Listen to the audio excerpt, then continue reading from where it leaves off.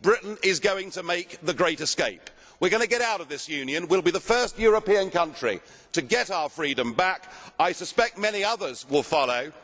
And then what we'll have is our democracy back, our liberty back, and we'll have influence in the world as you lot head for disaster.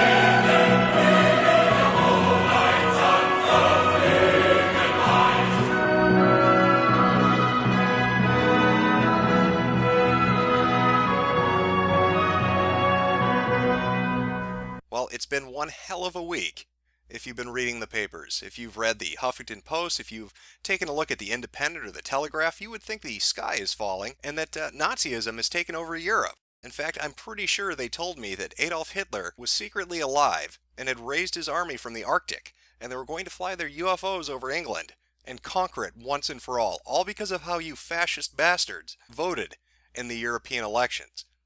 Now, for those of you unaware of what the hell the European Union is, or the parliamentary elections that just took place, don't feel bad. You don't even know that you're in a union on your own. That's right, you're part of the Pan-American Union, if you're in the United States.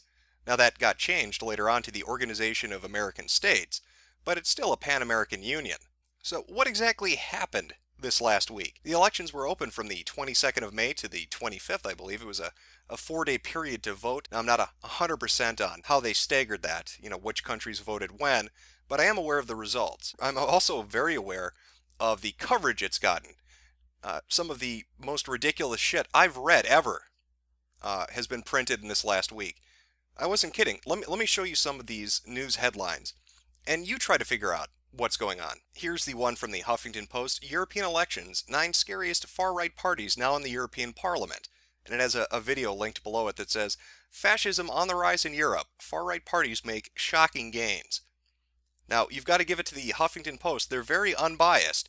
That's why they have Ed Miliband linked in the upper left-hand corner. Because if we're going to talk shit about UKIP, we better link to Labour, because that's obviously the unbiased thing to do. Bravo, Huffington Post. Way to keep that fucking integrity. But I think my favorite, my absolute favorite so far is the Independent, who actually printed this. This isn't me making this up. Has UKIP's success in the European elections proved that democracy is a flawed way to choose a government?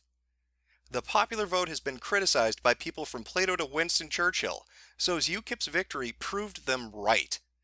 So just what is it that these groups have done that have scared so many people? They must be terrible. I mean, UKIP must have a platform. Their planks must be for eugenics and for concentration camps. They must want to kill dark people and gas the Jews and get rid of anybody with a medical illness, I guess.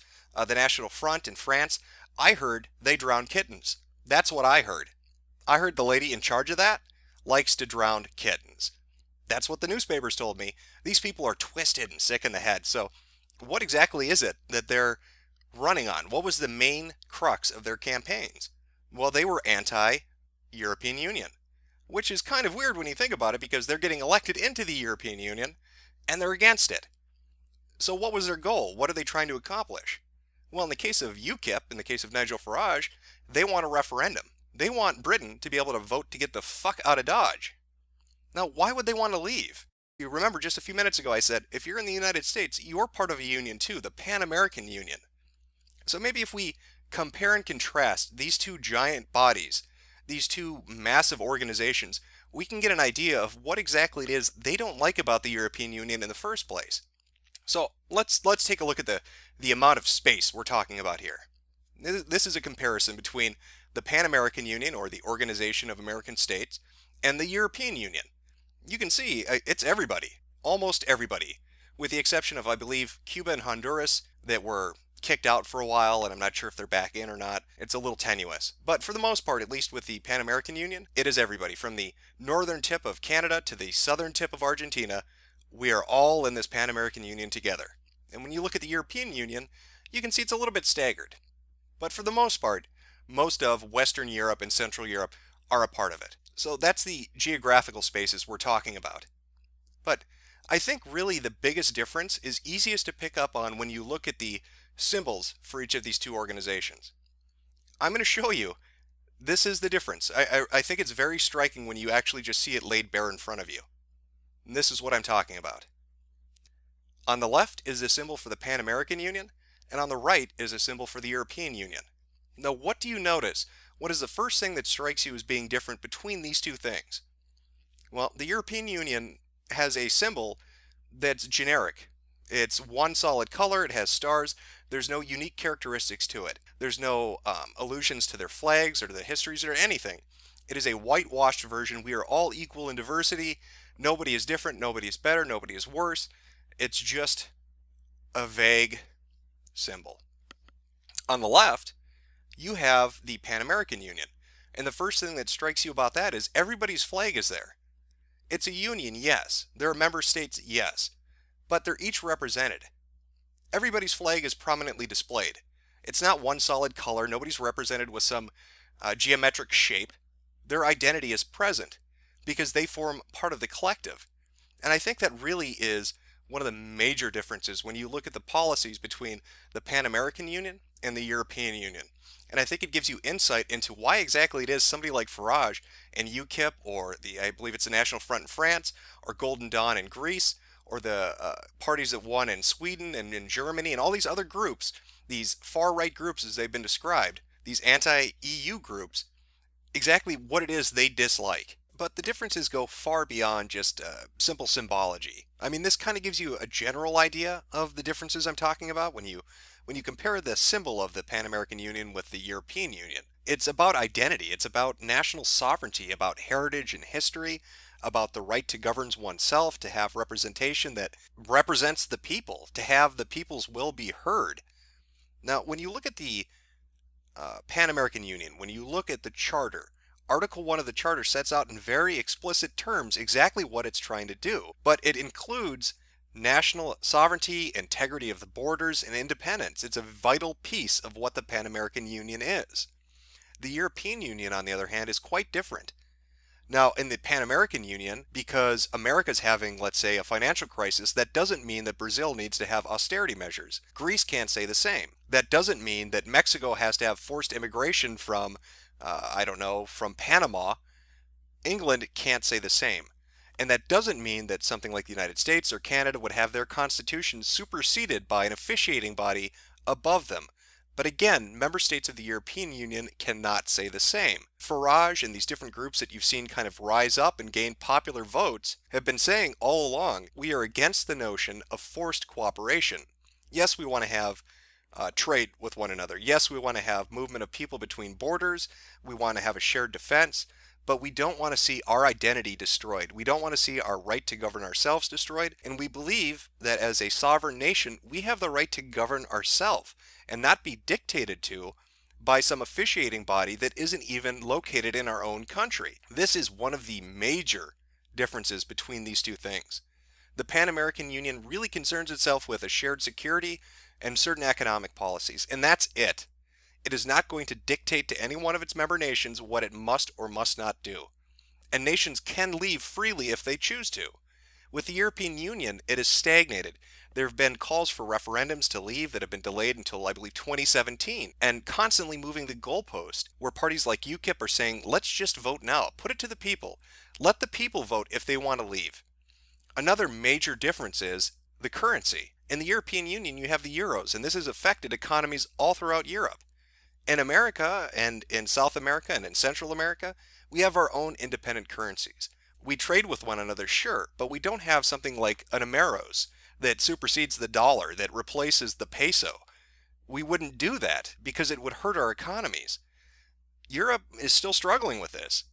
Over the last decade, you've seen riots. That's part of what the clips were from the beginning of austerity riots in Europe and in Spain. You've seen riots in Sweden and in France and in England. And they've been related to multitudes of issues, from immigration to economy. But at the core of it, and I truly do believe what you hear from a lot of these anti-EU parties, that a good deal of the problems they face right now currently are a result of being forced into this union that is not delivering what they were promised it was going to deliver, and that has overreached the authority that they were told it was going to have. Now, constantly throughout this, the lead up to these elections, specifically, I'm going to be specifically talking about UKIP because that's the one I'm most familiar with. I understand National Front and Golden Dawn and a few of the others, but UKIP is the one I'm more familiar with. The run up to these elections, they've been just harangued in the public press. They've been accused of everything from homophobia to racism to fascism. They've been, called anti-everything. Every nasty thing that you could possibly hurl at them has been thrown at them. Now, I'm going to play you a clip. It's a bit long. It's not too long. It's a segment of a speech that Farage gave at the EU Parliament. You tell me if this sounds like a fearmonger. You tell me if this sounds like a Nazi to you. Age when the gap between ordinary voters and the European political class grows wider by the day, I have to ask you, having listened to your words this morning, just what planet are you on? This pretence that everything's going incredibly well. The EU is mired in deep structural crisis. Greece and Portugal and Ireland cannot survive inside the euro. The Danes have torn up the Schengen Agreement, and good for them, because the total free movement of peoples is a completely irresponsible thing to have done. And public opinion is saying, whilst they want a European cooperation, yes, of course I agree with that, what they don't want is this Europe run by unelected bureaucrats like Mr Barroso. You say the EU is fantastic in a recent comment.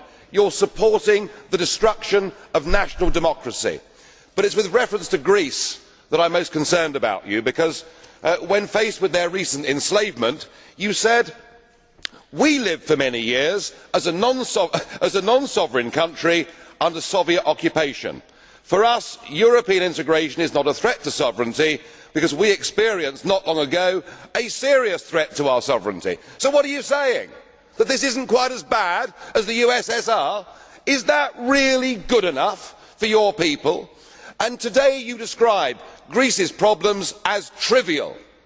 I'm sorry, there are hundreds of thousands of people out there on the streets of Greece fighting to get their democracy back. And it beggars belief that you and our President, Mr Buzek, can talk about the solidarity movement, can talk about Poland getting its democracy back 20 years ago, and yet here you are, surrendering the democracy and sovereignty of Poland to a failed European Union. Yes, sir, we all want a shared European cooperation for the future, but this most definitely is not the model.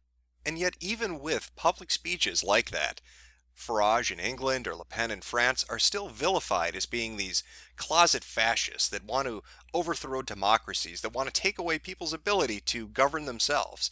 Yet every speech I've seen him give and the speeches that I've watched of hers, they don't ever say that. They don't like the idea of their nations being made to bend a knee to an organization that seems to be out of touch with their nation's needs. They don't like the idea of open border immigration when it hurts their economy. How did nationalism, the idea that one's nation should be put first and foremost, become a dirty word in Europe? And why is it that Euroscepticism seems to be taken in the public press to be code words for Nazism or fascism, when it's not, when these groups have done everything but that? They're talking about the will to govern themselves, and that's being treated like it's a dirty thing. Well, as much as the press may paint it as one way, the votes show it a completely different way. Le Pen won in France, Farage won in England. You look at Golden Dawn, my God, Golden Dawn has had their political party, their leaders have been arrested. They've been tied to things like Adolf Hitler and Nazism. They've been accused of everything you could imagine. And this was all well before the EU election. And yet, even with that, they still won. They won seats. When you look in Germany, a similar situation happened with an anti-EU group. In Sweden, another situation happened with an anti-EU group. Because that message resonates. Because people are tired of feeling like they're not being listened to. There's this bizarre notion of multiculturalism and this unification of Europe, but that it must be done at all, by any means necessary. That to attain this, ideal political body, we must erase the identities of every nation that's a part of it. We must strip them bare. We must break them down so they cannot govern themselves, so they are dependent wholly and solely upon the European Union to take care of all their needs, to officiate all their needs, to set their laws and their taxes and their economies and their defenses, to dictate to them how immigration must be handled. It's this forced notion, democracy by gunpoint, which America has been accused of doing in countries, war after war after war. But yet, if you look at the Pan American Union, it's a completely different situation. And it begs the question, why are these two structures so completely different? Why does the Pan American Union have this cooperation between member states and yet allow such individuality and self-governance, whereas the European Union doesn't? That partly is why you've probably never heard of the Organization of American States, because it doesn't screw with your daily life. Because it's not so prevalent in the American psyche or in the Canadian psyche or the Mexican or the Colombian or the Brazilian mindset. So if it's not affecting us here in America, if we're not thinking about it, then it must not be intrusive. Yet in Europe, they're constantly talking about it. So it must be intrusive. It must at least affect them on enough of a daily level where it has become an issue they feel willing to vote on. And so you have the press painting all these people as terrible because they would dare to say that they want to put their country first. Because you have an Englishman who thinks England is good. Because you have a Frenchman that likes France. And that's a terrible thing, to have pride in one's nation, to want to put it first and foremost and protect it. La politique des Français, pour les Français, avec les Français. Well, to those people that think nationalism is a dirty word and that these elections are a sign of the apocalypse, you'd better batten down the fucking hatches, because the wind has definitely changed directions. I feel a weather front moving in.